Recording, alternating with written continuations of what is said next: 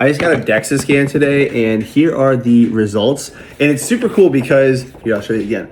So it's super cool because I think these are probably one of the most powerful tools to look into like your body that's not, surprise, a glucose monitor. And what's really cool about it is that like, I'm looking at the results, I'm gonna be like looking down. You get like a look into your body composition that you just can't see by looking into a mirror. See the red? That's your like muscle, and then blue is your bone, and then yellow, which you can't really see because thankfully I'm not that chunky, is your fat. But what's super cool about these is you can actually tell the difference between fat and visceral fat. The reason why that's important is like visceral fat is the fat that's like it's bad for like longevity.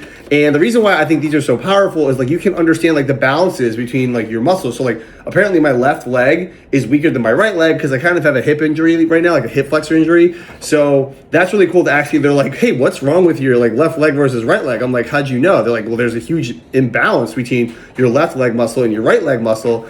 And I'm like, yeah, I've had a left quad injury the last like 3-4 weeks, and they're like, we can see it in like your muscle balance from your left to right. I go, oh crap. Well, it's showing now. They're like, you should do some single leg isolation stuff and try to switch it off so then you actually like can balance out your left leg and right leg muscle size. If you didn't know, there's a high correlation between visceral fat and your glucose spikes, which not a lot of people know. They think like, oh, no, glucose is gonna make you fat, but there's some research that's being shown that like if your glucose levels spike and you have higher amounts of insulin, that might have a correlation to high levels of visceral fat. And again, visceral fat is that one that's like bad for your longevity. So that's why I love doing DEXA scans. They're a really deep look into your body that you wouldn't normally get by looking into the mirror. So have you tried a DEXA scan out, and would you?